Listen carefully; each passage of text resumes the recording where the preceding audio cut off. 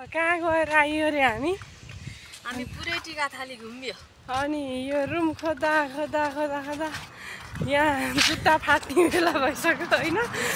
जति घर बने पनि यो काठमाडौँमा चाहिँ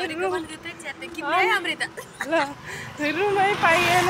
के गर्नु गाह्रो छ। यहाँ रुम पाउन साह्रै गाह्रो भयो साथीहरू। योले फेरि खुट्टा खोल्च्याएर यहाँ। अब कताबाट पुगिन्छ हामी? यताबाट हो? साह्रै गाह्रो भयो।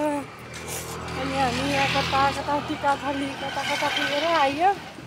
यस्तो घाम भएर बेहोसै हुने बेला भइसक्यो। के गर्नु गाइजहरू, हेर्नु काठमाडौँमा रुम पाउन यति धेरै गाह्रो छ। बिहान 10 बजेदेखिको म रुम खोजी हिँडेको, अहिलेसम्म पनि एउटा रुम मिलेन। काठमाडौँमा घर बनाउनु जतिले किन फ्लाइट मात्रै सिस्टम बनाउँछ, सिङ्गल रुम चाहिँ किन बनाउँदैन? साह्रो गाह्रो छ। अलिकति विचार गरेर अरूलाई नि मर्कान पर्ने हिसाबले घर बनाइदिएदेखि कस्तो हुन्थ्यो होला। त्यो ठुलो घर छ, त्यो घरमा एउटै भाडामा दिँदैनन्, त्यही चाहिँ गाह्रो छ। यसमा खाली थियो कि क्या हो त है सोनी? यति ठुलो छ गाइजहरू, हेर्नु यी अब सटक मात्रै खाली छ रे, रुम खाली छैन भनेर फर्काइदिनु भयो। त्यस्तै छ, सटरमा बस्ने कुरा आएन होइन। साह्रो गाह्रो छ हौ मलाई नि। सिङ्गल मान्छे बस्नको लागि किन चाहियो एउटा घरै एउटा फ्लाइटै भनेर चाहिँ यसो विचार गरेको।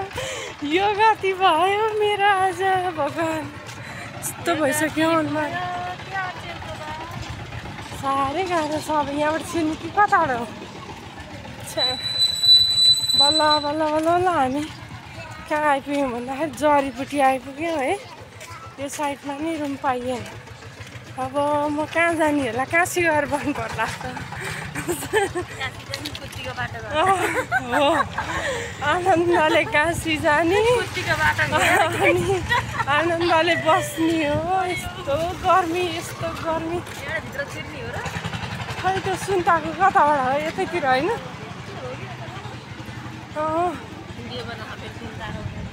केही फरक पर्दैन, उसको नि भिडियो हालेको। चिया के हो? उयो त्यही होला सायद के हो? ए ल ल, उयो माथि खाली छ कि क्या? अब सोध्ने हो, एकचोटि सोधिदिउँ नि त। खाली छ अरे गाइजहरू। 22,000 रे फ्लाइटको। उयो त होला सुन्ताको 22,000 रे फ्लाइटको। त्यो पनि के अरे भन्दाखेरि नदिने अरे क्या, झ्याउ लाउनु। ओइ कोठा खोज्दा खोज्दा नपाएर थाकेँ, आएर रुममा बसेछु। अब चाहिँ लस्सी बनाएर अलिकति खानु पर्यो। तनावले जिन्दगी बिग्रेको छ, यस्तो भयो चाहिँ।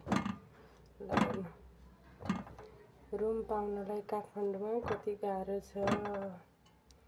हाम्रो गाउँमा भएदेखि मजाले रुम पाइन्थ्यो, यो सहरमा त साह्रो गाह्रो छ हौ।